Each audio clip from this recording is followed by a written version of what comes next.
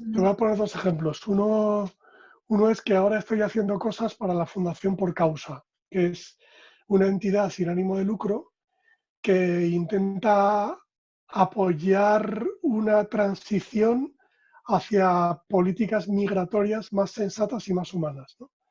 Y yo les estoy ayudando a intentar meter en la sociedad narrativas alternativas a la narrativa dominante sobre la migración y sobre las personas migrantes. Eso no es un producto o un servicio. Ujú.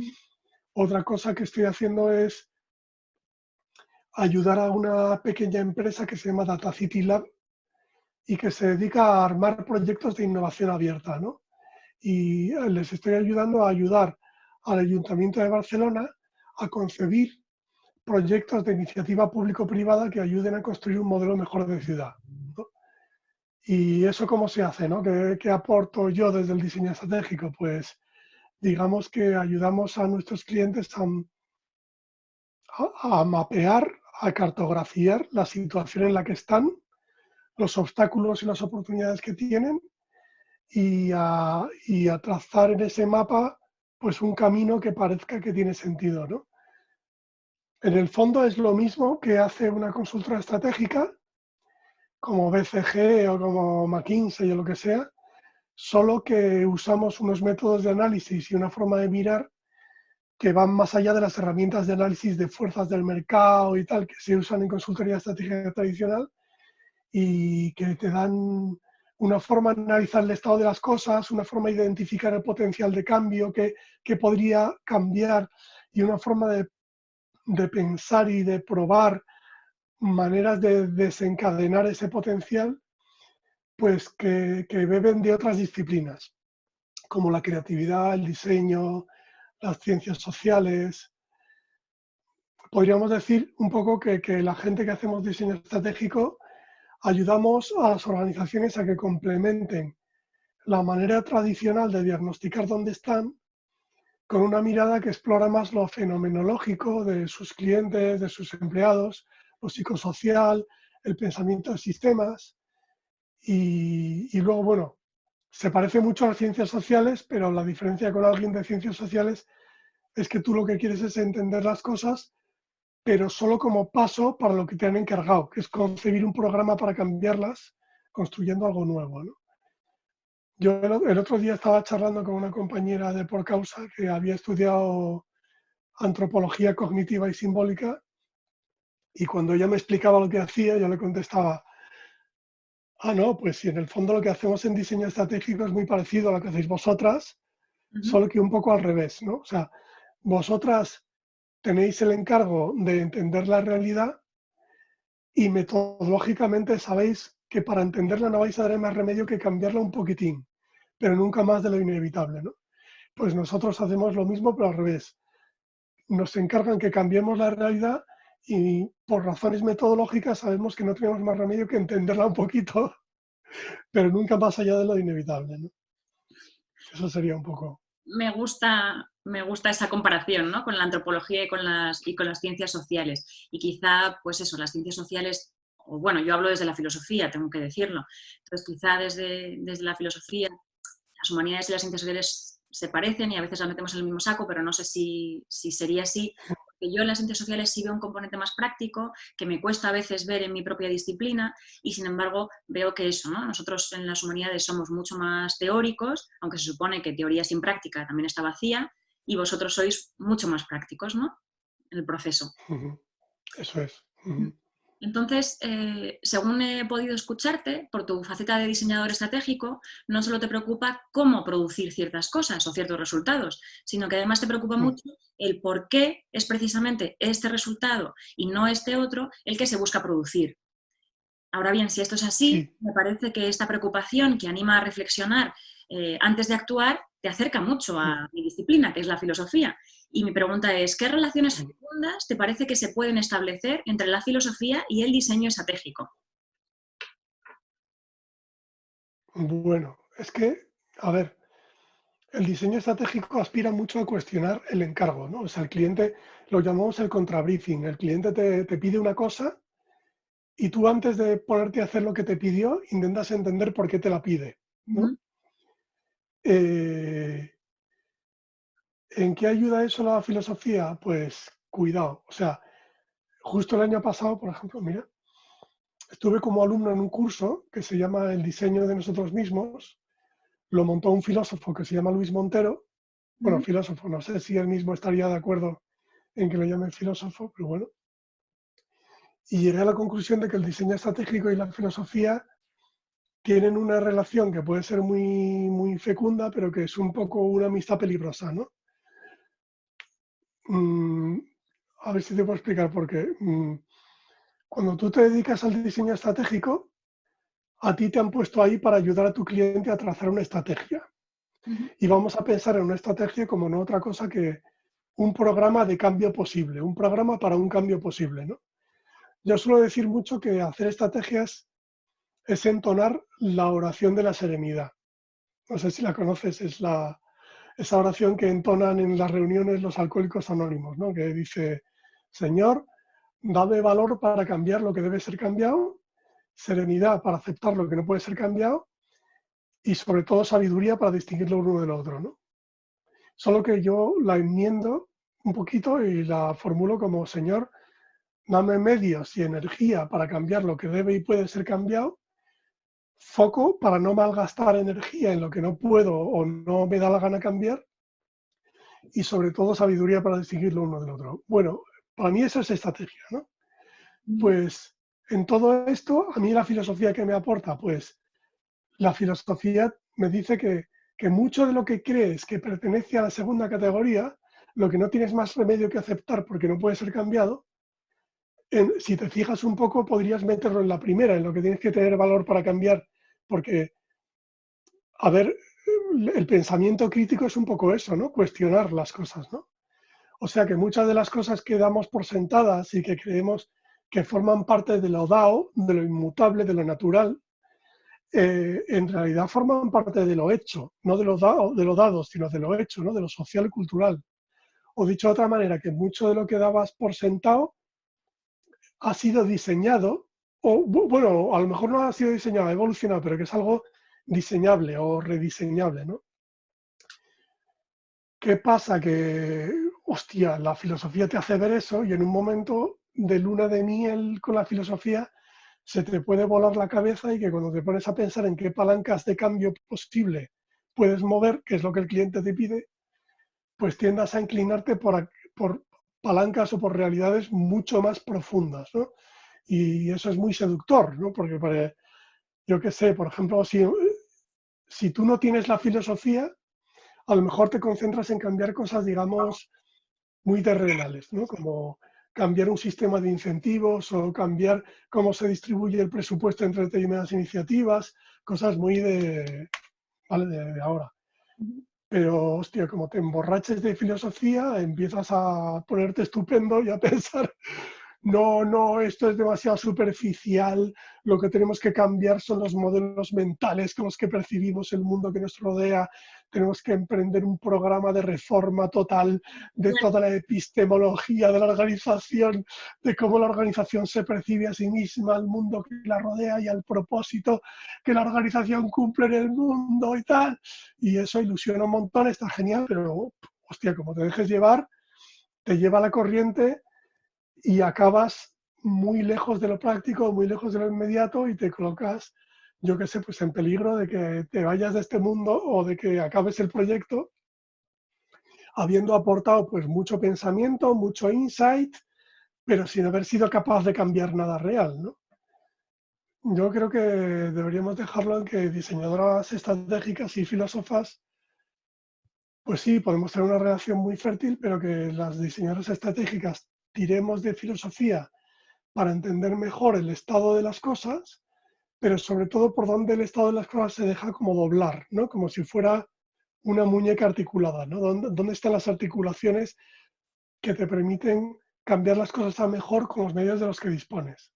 Que es un poco lo que dicen los taoístas, que es conseguir el máximo resultado con el mínimo esfuerzo, ¿no? Yo qué sé, a lo mejor hay un pacto ahí entre filosofía y diseño estratégico, un pacto razonable que es tú me ayudas a pensar en grande, yo te ayudo a aterrizarlo a acciones concretas que hagan realidad el siguiente cambio posible que tenemos, ¿no? aunque eso nos deje todavía súper lejos del cambio que de verdad mereceríamos, ¿no? O sea, un poco idealismo pragmático. Me gusta mucho eso de idealismo pragmático y me hace pensar en dos cosas de mi formación de filosofía. Por un lado, siempre nos han dicho que la filosofía es cuestionar el sentido común y entonces creo que lo veía bastante reflejado en tu respuesta. Pero por otro lado, al final, también veía reflejado el saber hacer, cuando a veces se habla de los filósofos como que también tienen una especie de saber hacer, pero que sería distinto del know-how más práctico, y se dice más o menos... Creo que hay una metáfora, no me acuerdo ahora cómo se llama, pero pienso en dos cosas. Pienso en el carnicero, o sea, en la carnicería y en la sastrería. Fíjate que dos ejemplos más raros, ¿no? Pues creo que la Sí. carnicería es precisamente saber por dónde cortar, ¿no? Es decir, por dónde cortar la pieza, pero claro, para eso hay que saber cuáles son las junturas naturales, hay que saber anatomía, hay que saber qué hacer, pero también hay que mancharse las manos, Claro. ¿no? Hay que meterse ahí en materia. Y luego, Una comparación buenísima. Sí, sí. y luego, además, la sastrería. La sastrería es más o menos lo mismo, pero sin mancharse tanto las manos, ¿no? También los dedos de las costureras sí que están dolientes de la práctica, pero en cualquier caso, al final, es una cuestión de saber por dónde cortar y qué piezas o qué retales puedo luego reutilizar, que me sirven para otras cosas, ¿no? Veo también mucha estrategia ahí.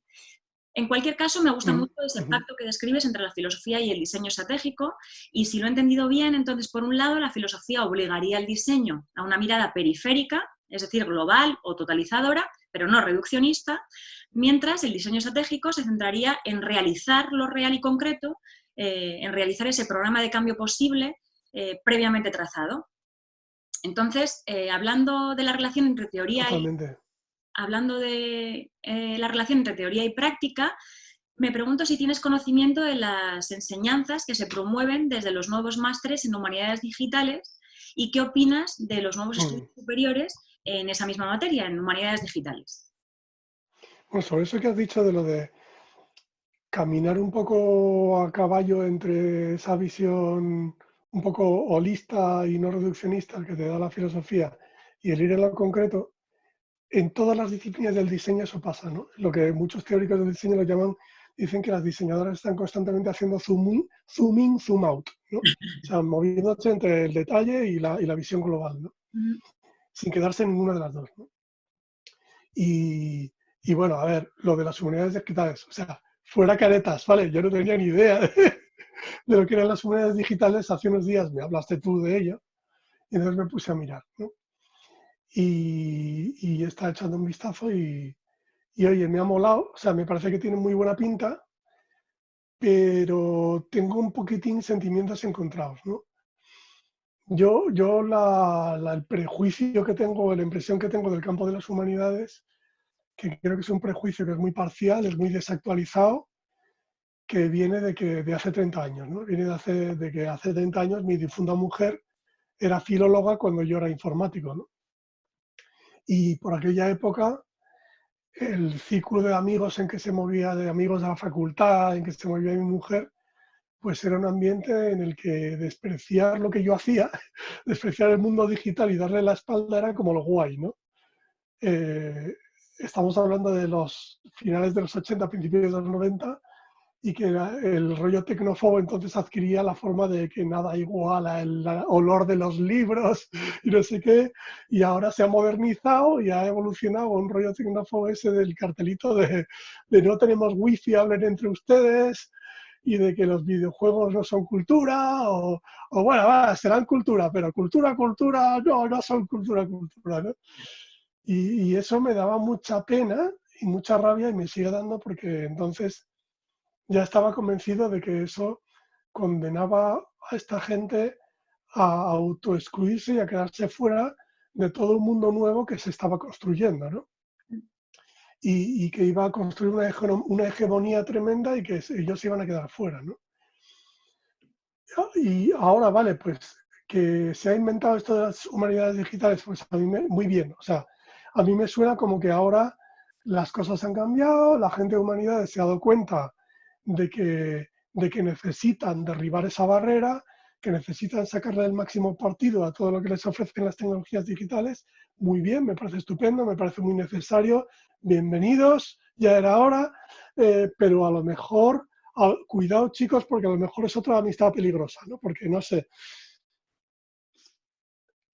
A ver, aquí pueden pasar dos cosas, ¿no? Una es que la gente de humanidades se enamore de las herramientas de análisis digital y acaben igual de mal que estamos en el mundo digital ahora mismo, o sea, idolatrando un falso ídolo terrible, que es el falso ídolo de que los datos masajeados con algoritmos son la forma única de acceso a la verdad, que ahora mismo estamos ahí en el mundo digital y que eso os pase a vosotros también sería lo peor, ¿no? Sería trágico que la gente de humanidades pues saliera de su torre de marfil donde se han autoexiliado pero que lo hicieran para perder lo bueno que tienen, ¿no? Lo que sí que me interesaría sería lo otro que puede pasar, lo contrario, ¿no? Lo complementario, que ese aislamiento entre la cultura digital y las humanidades pues se rompa o se siga rompiendo, pero en el sentido de que la gente que trabajamos en el mundo digital entendamos que hay otras maneras de percibir críticamente el mundo digital, ¿no? O sea, que lo que, yo qué sé, lo que aporta la hermenéutica, ¿no? Los estudios culturales, que el mundo en general y el mundo digital en particular, que también son un texto, ¿no? Y que ese texto hay que interpretarlo críticamente, ¿no? Pues esa segunda contaminación es la que a mí me molaría que pasara, ¿no? No me ilusiona especialmente que las humanidades se hagan más digitales, más bien al contrario, que salgáis de la Torre de Marfil, pero para ayudarnos a la tribu de la gente que trabajamos en la construcción y en la reproducción del mundo digital, a que nos hagamos más de humanidades, ¿no? Eso es lo que me interesa más. Me sigue gustando la formulación del pacto que haces entre la filosofía y el diseño estratégico, o bueno, entre las humanidades y ciencias sociales, por hablarlo así en amplio, y el diseño estratégico. Y me daba que pensar, y pensaba en primer lugar que, aun sabiendo que llevas mucha, si no toda la razón, creo que había que diferenciar entre la filosofía y el hipsterismo reaccionario, que es lo que creo que más o menos diferencia, o sea, lo explicabas, que creo que esas posiciones son precisamente esas posiciones de autoexclusión, creo que vienen desde un mal uso del privilegio, ¿no? El privilegio de la cultura, de una cultura que se quiere alta cultura y que denosta pues la baja cultura o incluso el entretenimiento, ¿no? Y lo que creo es que precisamente lo que hacemos es quedarnos fuera y perder el contacto con la realidad, porque no quiero decir o sea, no spoilers, sino no quiero hacer promoción de ninguna serie, pero hay muchísimas series de animación que tienen distintos niveles de comprensión y que esas son sus virtudes, ¿no? Que conectan con todos los estadios de la población o que podrían llegar a hacerlo. Y a veces incluso encuentras en una música de videojuegos una ópera. Y eso creo que es transmisión cultural. Y la transmisión cultural no degrada el contenido, sino que lo mantiene vivo para quien lo sepa restaurar de alguna forma. Y sin embargo, la restauración tampoco es un valor en sí mismo, simplemente la transmisión y la apropiación pues, productiva, no sé cómo llamarlo, pero bueno. Quería, por un lado, diferenciar entre eso, ¿no? Es la filosofía, que ha tendido muchas veces ese hipsterismo reaccionario que reivindica todavía la distinción entre alta y baja cultura, pero, sin embargo, creo que es posible, aunque es difícil, hacer filosofía popular hoy. Haciéndose cargo también de los videojuegos, de los cómics, la novela gráfica o de la ciencia ficción, que siempre ha dado mucho juego. Aunque normalmente a eso ya se le suele llamar más crítica cultural que filosofía. Por otro lado, me pregunto y quiero pensar que es posible salir de esa torre de marfil, en la que generalmente siempre hemos estado recluidos los que hacemos filosofía, sin pasar por otro lado al otro extremo, que sería idolatrar esos nuevos ídolos, como por ejemplo el Big Data. En una ocasión leí un libro de un Foucaultiano que además defiende a condenados a muerte en el corredor de la muerte en Estados Unidos. El título del libro era un título súper de bestseller, de llamado a vender muchísimo. Y al final, pues eso, pues se quedaba en agua de borrajas y precisamente pues te contaba, pues eso, pues todos los datos y lo interesante que eran todos los datos, pero en el fondo pues no te contaba tampoco el sesgo humano que hay detrás de esos datos, de ese análisis de datos. Así que creo que es un miedo fundado el tuyo de que podamos caer en algo así como la nueva idolatría del Big Data. Y si es posible un diálogo productivo entre el diseño estratégico y las humanidades, y las ciencias sociales también, eh, lo que tengo claro es que serían las humanidades las que tendrían que salir también de ese espacio académico, que creo que el espacio académico deforma mucho las cosas, y quizá aprovechando otros espacios que podrían hacer de mediación entre lo más teórico y lo más tecnológico, ¿no? Pues quizá allí podrían, a lo mejor esto también es bastante idealista, pero quiero pensar que ahora soy idealista pragmática, ya que me has tirado esa red. Pero creo que quizá nos podríamos encontrar en espacios que no sean ni los vuestros ni los nuestros, sino en espacios culturales donde pueda haber pues, una sinergia de las dos. A lo mejor está pasando ya, ¿no? O sea, quiero decir, Yo creo que sí. tú haces referencia a muchos productos culturales que llevan un mogollón de filosofía detrás y que son totalmente accesibles. Hacías referencia a cosas de anime y todo eso. Por ejemplo, yo qué sé, a mí me parece imposible que una maravilla como Years and Years, por ejemplo, Totalmente de acuerdo. eh, se haya hecho sin, o sea, mm, o las guionistas que han hecho esa serie eh, tienen una inteligencia natural apabullante o han bebido mucho de análisis cultural y de, yo qué sé, o sea, me Seguro. parece una forma tan accesible y tan de puta madre de decir cosas súper, yo qué sé, o sea, como súper críticas y que de una manera que todo el mundo la entienda, que es alucinante. Y eso hay que apoyarlo muchísimo, o sea, vamos, Estoy totalmente de genial. acuerdo. Creo que el éxito de la mediación y de la transmisión cultural tiene mucho que ver con el ser capaz de una buena mediación, es decir, de hacérselo llegar a la gente, pero no apropiándote de su lenguaje, ni. No, desde el humor, por ejemplo, ¿no? Es que al final lo que Ujú, sí es el humor es lo que nos pone a todos en la misma posición, creo. En fin, escuchando algunas de tus entrevistas e intervenciones en público, mm, explicando cuál es la labor del diseño estratégico, todo me sonaba familiar y de sentido común, aunque no por ello menos cierto.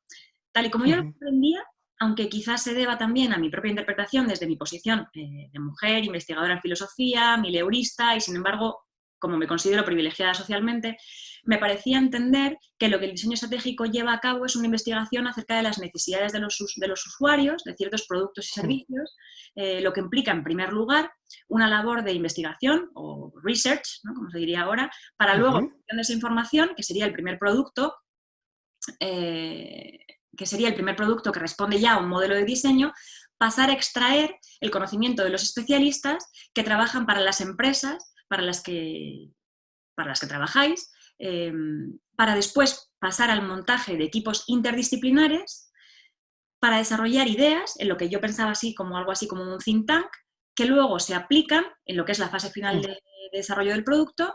Y según esa interpretación que yo hacía, me parecía que el diseño estratégico no es entendido como una práctica ciega ni como una teoría sorda, sino que, a mi entender, pretendería ejercer una mediación productiva entre las necesidades prácticas de la sociedad y el potencial práctico de ciertas ideas teóricas que pueden servir de guía para mejorar la vida de la gente. ¿Me he podido acercar? ¿O cómo explicarías aquello a lo que te dedicas y cómo trabajáis en esos equipos multidisciplinares? ¿Qué rol o qué función tiene cada persona o cada subgrupo? O sea, por una parte, vale, o sea, a ver, lo has descrito de maravilla, lo has descrito muy bien. Lo único que quizás te ha salido una definición muy serial, muy en serie, muy secuencial, cuando en realidad está todo un poco más revuelto, ¿no? Pero vaya, para darle un poco más de detalle, lo primero es que te tengo que advertir que acerca de qué diablos es el diseño estratégico, dos españoles, tres opiniones, ¿vale? O sea, es una disciplina que tiene mil nombres, que está muy en disputa, qué es lo que hace exactamente, ¿no? O sea, me preguntas a mí, te voy a decir una cosa, le preguntas a otra y te voy a decir otra, ¿no? Yo te decía antes que viene a ser aplicar los métodos y la forma de pensar propios del diseño a los retos estratégicos de las organizaciones, ¿no? Uh-huh. Con una forma de adquirir conocimiento que es muy interdisciplinar, en efecto, y combinándola con una forma de romper la parálisis por análisis y de liarse la banda a la cabeza y de prototipar y testar acciones, que es muy propia de la disciplina del diseño, ¿no? Viene a ser exactamente lo que dices, pero con una diferencia que es súper importante, ¿no? Que es que que es que nosotros no trabajamos por la academia, trabajamos por la industria, ¿no? Y a su vez, dentro del mundo de la industria, aunque nos creamos una tribu muy guay, muy estupenda, estamos en minoría absoluta. La industria invierte en nosotros muchísimo menos que en otras cosas, como por ejemplo publicidad, y como consecuencia siempre tenemos 10 o 100 veces menos recursos de los que necesitaríamos, ¿no? Para hacerlo bien. O sea que hacemos lo que dices, solo que en plan chapuza, pero muy chapuza, ¿no? Quiere decir, a lo mejor vendemos al cliente que vamos a empezar un proyecto con una investigación de corte etnográfico y si eso lo oye una antropóloga, pues te dice, ay, qué bien que me van a enviar 6 meses a hacer observación participante. Y tú dices, ah, bueno, a ver, no, te vas a ir 3 días a hacer 6 entrevistas en contexto y luego para tabularlo todo y hacer análisis e interpretación, te doy otros 3 días, no flipes, ¿eh? O sea que es lo que dices, pero un poco una caricatura de lo que dices, ¿no? Ujú. Es muy quick and dirty, ¿no? Sí. Y entonces pues hay que ir a lo más práctico, hacer mucha investigación en fuentes secundarias. Muchas veces los expertos que reclutas para el proyecto es el cliente el que los pone para no tener que pagar y entonces en lugar de ser expertos independientes, entonces lo que haces tiene mucho sesgo y como mucho puedes tirar de alguien que conoce a alguien para hacer una entrevista de 45 minutos y ver qué tiene un experto que decir, pero entonces como al experto le falta inmersión en el problema, te aporta cosas que te colocan muy lejos de ser prácticas para el problema que tienes entre manos y bueno, hay que resignarse que mejor hacer poca investigación que ninguna, tirar mucho por el camino en media, tirar mucho de creatividad. Es que además tienes que tener en cuenta que en las consultoras, en las agencias, en los departamentos de diseño interno que se dedican a diseño estratégico, yo que sé, como el 80 o el 90% de las horas persona que se dedican a un proyecto es la parte táctica, ¿no? La de pintar pantallas para una app o elaborar prototipos para un producto o servicio, ¿no? Ujú. La parte anterior de analizar y pensar es muy pequeña, yo comparativamente, ¿no? Yo ahora mismo, desde mi posición de independiente, me dedico más que a otra cosa a la parte de analizar y pensar, ¿vale? Y dejo que lo de crear cosas que se pueden tocar lo hagan otros, ¿no? También me preguntabas como qué grupos o subgrupos había o qué, como qué papeles hay, ¿no?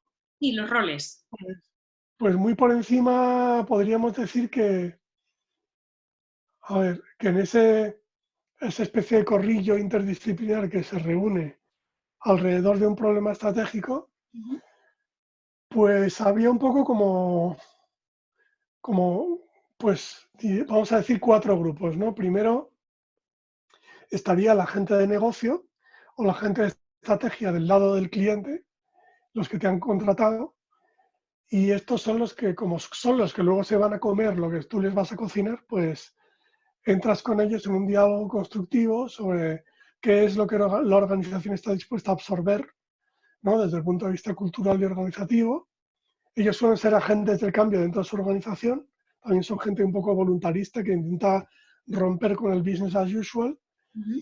y entonces pues tú les ayudas a eso, a ir descubriendo hasta dónde llega la capacidad de cambio de la organización y también muchas veces tú les ayudas a redescubrir o reinterpretar el propósito de la organización, ¿no? Que es una cosa que es muy bonita, ¿no? Luego hay un segundo grupo que sería la gente de producción o la gente de tecnología, que son un poco como los guardianes de que el componente tecnológico, el componente de producción de lo que propones, pues que sea razonable, ¿no? Que sea que se pueda implementar en el tiempo que hay, con los recursos que hay. Luego, bueno, hay un tercer grupo, un tercer rol que es súper importante porque que es vamos a llamarlo el cliente final, el consumidor, ¿no? Como lo quieras llamar, el destinatario o el beneficiario final de aquello que pretendes hacer, ¿no? Esa persona que tú pretendes que adopte aquello que tú propones y se beneficie de ello. Y ese grupo es muy importante porque las organizaciones, aunque no lo parezca, en su business as usual, en su vida ordinaria, viven muy de espaldas a las necesidades del cliente final o las necesidades de ese beneficiario, porque tienen contacto con él, pero lo tienen le miran por un ojo de cerradura, que es el ojo de cerradura de venderle, de tener una relación comercial, y eso te impide comprender muy bien, o sea, cuando estás obsesionado con decirte, ya sé cuáles son tus necesidades, no me digo cuáles son, mira, este es mi producto que es genial, ¿no? Te olvidas un poco de dejar de pensar en ti, dejar de pensar en tu proceso productivo y empezar a pensar de verdad en cuáles son sus necesidades, ¿no? Entonces, en este tipo de proyectos hacemos que ese colectivo esté presente a menudo, o sea, porque son una parte implicada también, ¿no? Ujú. Y al final van a validar lo que tú les propones con su cartera, con su dinero, ¿no? Entonces, les quieres tener ahí antes, ¿no? Para que saber si algo va a fracasar o va a tener éxito.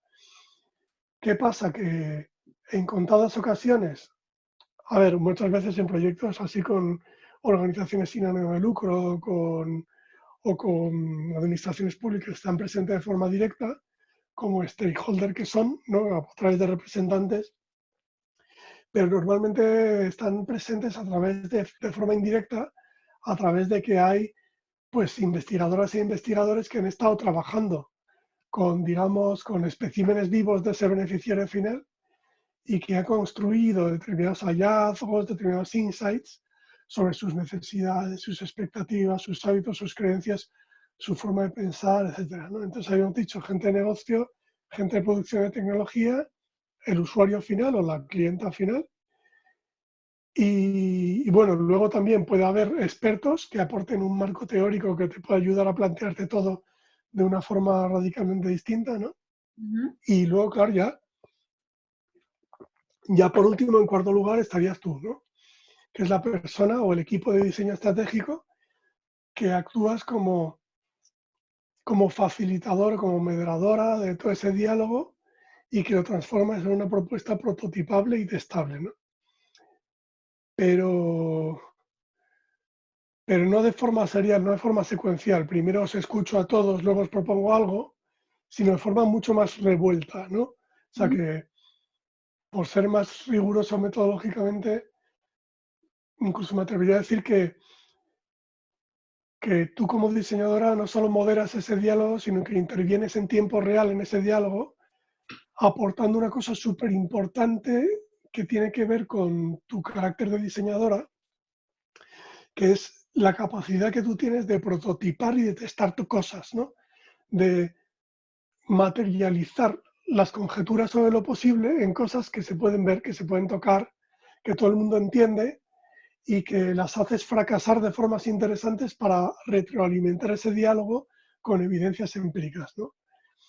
Yo en mis clases de diseño lo llamo, suelo decir que las diseñadoras tenemos un superpoder, que es el superpoder del qué tal así, ¿no? El superpoder de consolidar todo ese pensamiento en una propuesta, ¿no? Una propuesta tangible, que puede ser de un producto, una propuesta de un servicio, una propuesta de un plan de innovación, de un plan estratégico o de lo que sea que la organización necesite en ese momento, ¿no? Y en un proyecto bien hecho, lo que sale al final del proyecto no es ni mucho menos la primera versión de esa propuesta, sino la tercera, la cuarta, la décima versión de esa propuesta después de haber hecho que el fracaso interesante de esa propuesta o de haber hecho experimentos con gaseosa y de haber creado formas baratas y fáciles de testar de esa propuesta y que hayan fallado, haya informado a ese grupo de expertos y que haya habido un diálogo al base antes de una mediación productiva,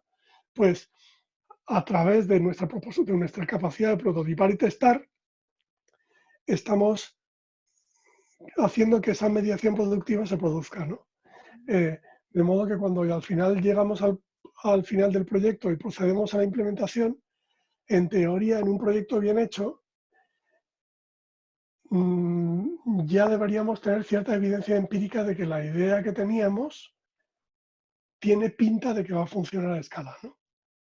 Y ese es un poco digamos, resumiendo un poco, podría ser digamos, ahí el núcleo de lo que proponemos metodológicamente, ¿no? Pues, pues me ha gustado mucho, creo que he entendido que 4 grupos o subgrupos están en torno a lo que es el problema estratégico. Creo que temas he entendido que mi explicación o mi comprensión inicial de lo que es el diseño estratégico y cómo opera era muy secuencial o muy, pues eso, como lo has explicado, y sin embargo creo que actúa mucho más sincrónicamente, ¿no? Mucho más sincrónicamente, poniendo a todos en diálogo, desde una práctica, ¿no? Porque al final es un saber hacer práctico, que me parece que es lo que nos diferencia absolutamente de la filosofía en origen, porque según ibas diciendo que los diseñadores estratégicos o las diseñadoras estratégicas lo que hacen es también mostrar la elasticidad de las cosas, ¿no? Y a lo mejor el cliente va con una intención y sin embargo el primer papel del diseñador es decirle, bueno, es que a lo mejor no se puede hacer o a lo mejor no se tiene que hacer. ¿Y qué tal así? ¿No? Entonces, esto del qué tal así me gustaba mucho precisamente como superpoder. Y estoy plenamente de acuerdo con la forma propositiva que invita precisamente a pensar out of the box, ¿no? Es decir, fuera de la caja. Y me pregunto entonces, ¿por qué es importante la dimensión estratégica del diseño? ¿Crees que podría existir otra dimensión que aportase más al diseño que la estrategia? ¿Por qué ese adjetivo y no otro? ¿Crees que se debe en parte a alguna de las modas que han democratizado el uso de palabras como resiliencia para hacer frente a distintas crisis y desafíos que hemos ido atravesando en las distintas décadas de los 2000? ¿Por qué estratégico y no otra cosa, no? O sea, pero antes de contestarte, me gustaría abundar sobre lo que me acabas de contestar antes, ¿no? Es que, o sea, lo has capturado muy bien. Yo creo que me encantó lo que dijiste antes de lo de la mediación productiva, me voy a quedar con ello. Yo creo que mm, moderar y facilitar una deliberación multidisciplinar es una de las virtudes de lo que hacemos, ¿no?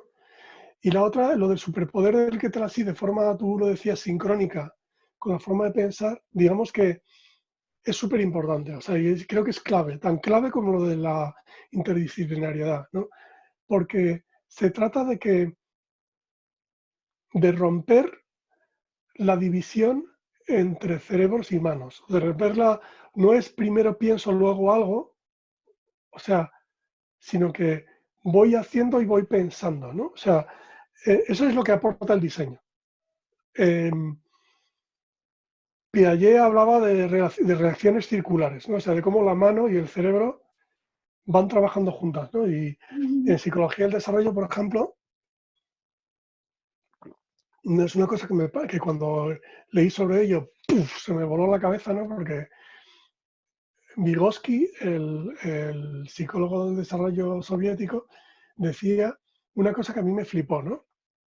Que era que, bueno, Vygotsky decía que los circuitos del cerebro se cierran en el entorno social, ¿no? O sea, y eso, cuando tú ves a una diseñadora trabajar en la soledad de su estudio, lo estás viendo. O sea, si tú le pides a una diseñadora que piense en voz alta, o sea, que exteriorice cómo piensa mientras aboceta una solución, en plan de, bueno, esto lo voy a colocar arriba. Hostia, no, arriba no queda bien. A lo mejor un poco más en medio, ¿no? Ahora se me desequilibra todo. ¿Sabes? Lo que está haciendo es entrar en un diálogo con su propio trabajo, ¿no? Bueno, pues en un diálogo productivo con su propio trabajo. O sea, si a la diseñadora tú no le puedes pedir que primero piense la solución idónea y cuando ya la tenga pensada la dibuje. No. Tiene que dibujarla para poder pensarla, ¿no? Se piensa con las manos. Pues el diseño estratégico lo que intenta conseguir es que esa retroalimentación, ese rollo vigosquiano de que los circuitos del cerebro se cierran en el entorno social, se produzca a mayor escala. O sea, que el grupo interdisciplinar tenga manos y tenga ojos para poder entrar en un diálogo con su propia producción, ¿sabes? Que para poder decir, ¿qué tal así? ¿Vamos a hacer eso? No funciona. Pues así, hostia, mejor. Parece que la cosa va por aquí, ¿sabes? Entiendo. Entonces, bueno, perdona, o sea, Me preguntabas lo de que cómo, que por qué el diseño tiene que ser estratégico, por qué no puede ser otra cosa, ¿no? Y que si no es un palabra más, ¿no?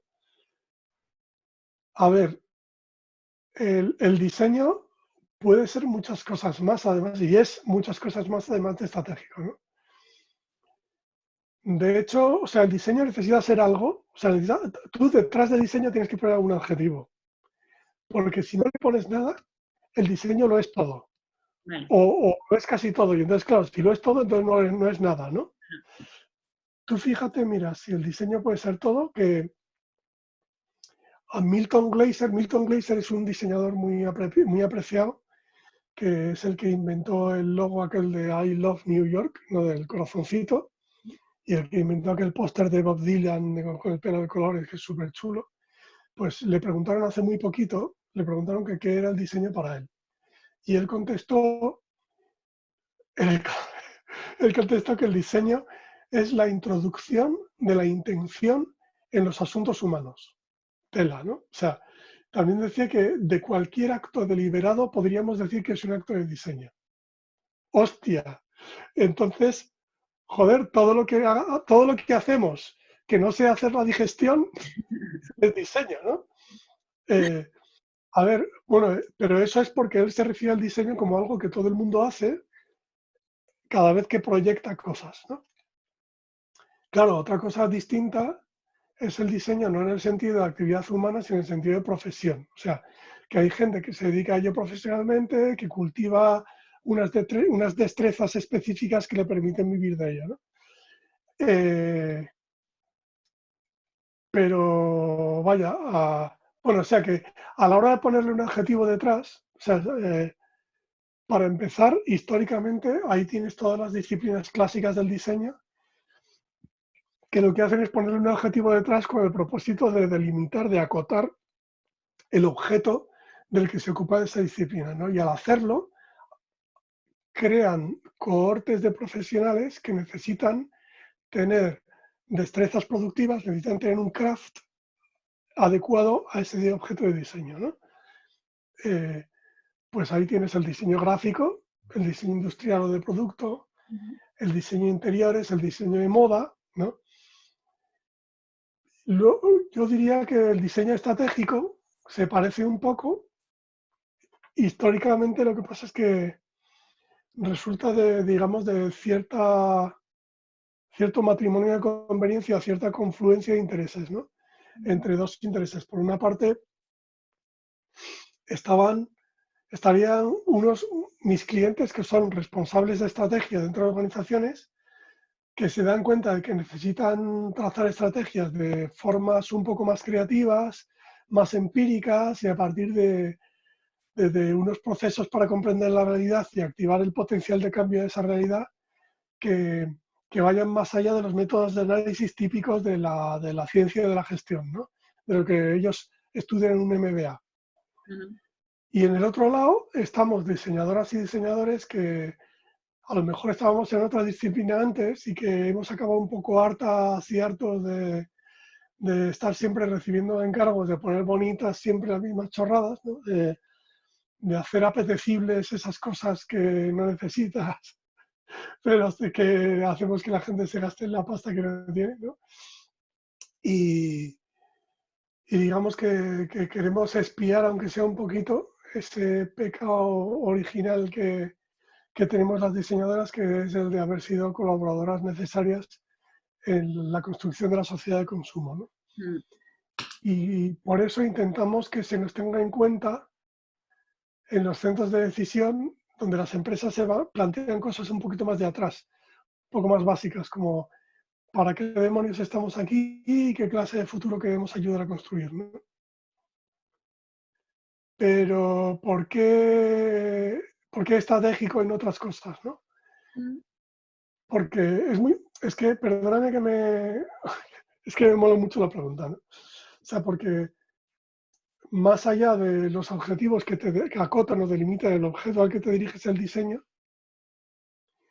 diseño puede ser estratégico y puede ser muchas más cosas, ¿no? Por ejemplo, está muy de moda el diseño persuasivo, ¿no? Porque el diseño puede influir en las conductas. puede ser honesto, puede ser diseño honesto, por ejemplo, ¿no? Porque si tú te preocupas de que el valor de la cosa diseñada y el discurso con el que tú anuncias ese valor sean coherentes, ¿no? Que no mientas, que no digas una cosa y luego el diseño te entregue otra, ¿no? Ujú. Puede ser diseño útil, por ejemplo, ¿no? Porque queremos ayudar a la gente a que pueda conseguir mejor lo que se propone, ¿no? Sin duda, o sea, puede ser diseño bello, ¿no? Porque queremos ayudar porque nos parece bueno que la gente esté rodeada de belleza, ¿no? Y que no tenga que pagar una barbaridad para poder estar rodeada de cierta belleza, ¿no? Mm. Y, y bueno, que es un palabra moderno, lo de estratégico. Pues a lo mejor sí, ¿no? A lo mejor sí.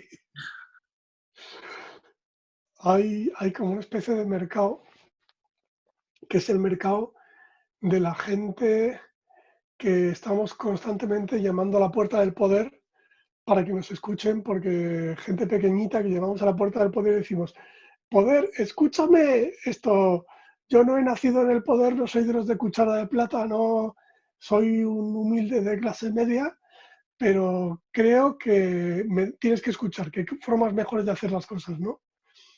Y ese mercado somos muchos los que intentamos, porque además está bien pagado, ¿no? Entonces, cada uno intentamos llamar la atención como podemos y para eso hay que estar, hay que estar al día en las palabrejas de moda, ¿no? En cómo les abres los oídos a esa gente, ¿no? Y aprendemos determinado lenguaje estupendo que vivimos en un mundo volátil, incierto, complejo y ambiguo, que vivimos en tiempos posnormales, que la empresa necesita centrarse en las personas, que si tiene que orientarse al cliente, que yo te voy a ayudar a hacer la transformación digital, que es alguna cosa que te han dicho que tienes que hacer, pues, a ver, somos un poco culpables siempre, todos los que estamos en eso, de vender un poco humo, ¿vale? Pero eh, yo ya hace mucho una frase que decía, qué malo soy si me analizo, qué bueno soy si me comparo, qué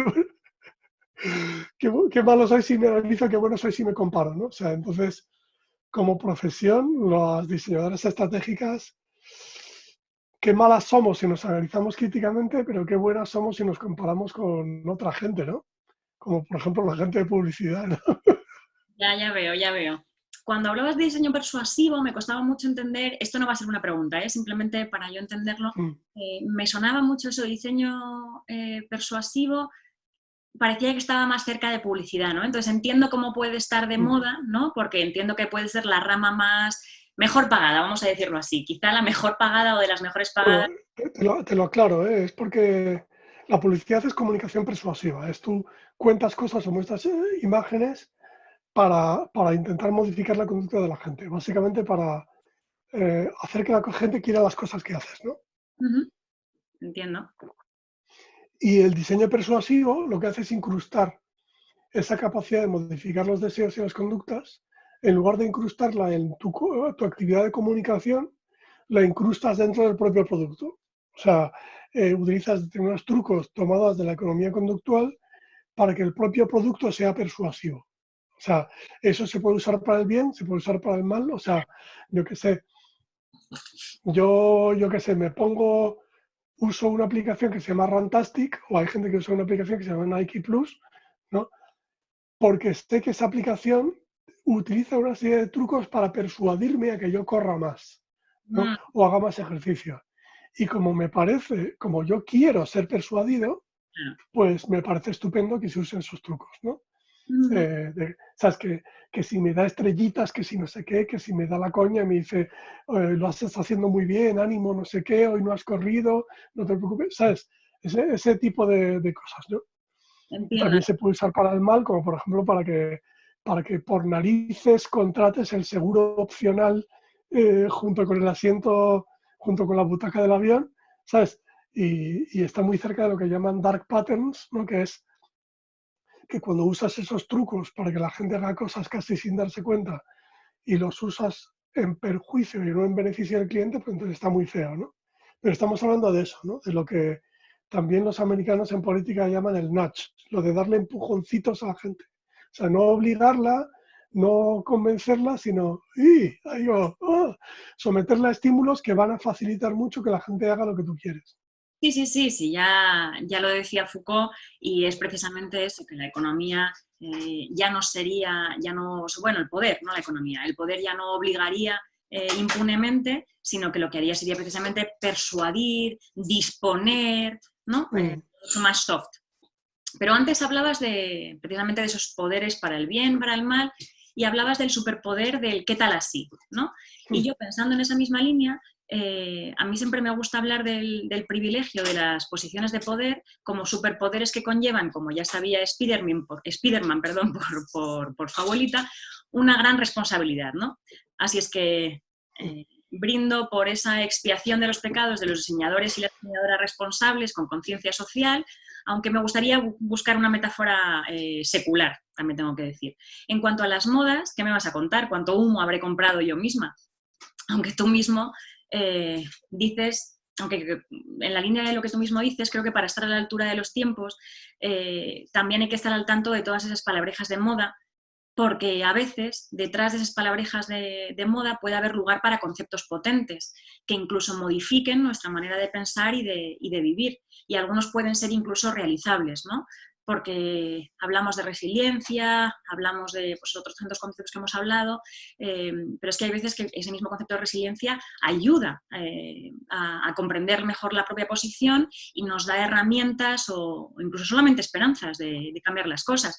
Pensaba también, pues eso, estos días, cómo podíamos pensar en una sociedad actual, ¿no? No me gusta pensar en los ejemplos distópicos ni utópicos, me gusta dejárselo a la ciencia ficción, que me gusta mucho ser consumidora de ella, pero pensaba pues, que quizá a lo mejor la podíamos llamar sociedad del riesgo, con Ulrich Beck, o a lo mejor un poquito sociedad del espectáculo, con Guy Debord, y la cuestión es que ninguna, como son conceptos ideales, ninguna tiene que venir a solapar o a colapsar toda la realidad, sino que creo que son pues eso, tipos ideales que te ayudan a pensar algunos de los aspectos que la realidad va tomando, pero sin más. Y la verdad es que tú decías que vosotros vivís de la industria, ¿no? Estáis al servicio de la industria y que no vivís para la academia, ¿no? Que tiene una especie de componente un poco más de libertad de cátedra.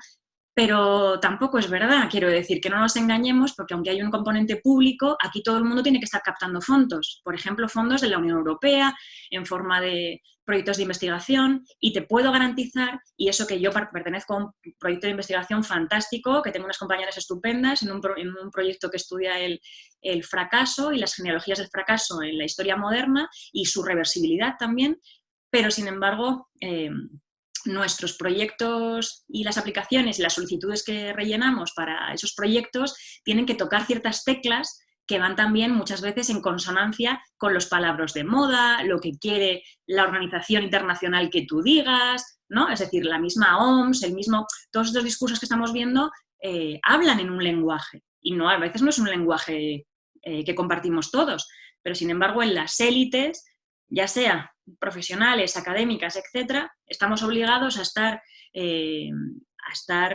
tener el oído hecho a esos palabras para ver si son también campos de batalla, ¿no? Esos mismos conceptos. Algunos pueden estar vacíos, pero hay otros que pueden llenarse. Tú hablabas de crear hegemonía y yo creo que si Gramsci se sigue estudiando es por algo. Seguro, seguro. En fin.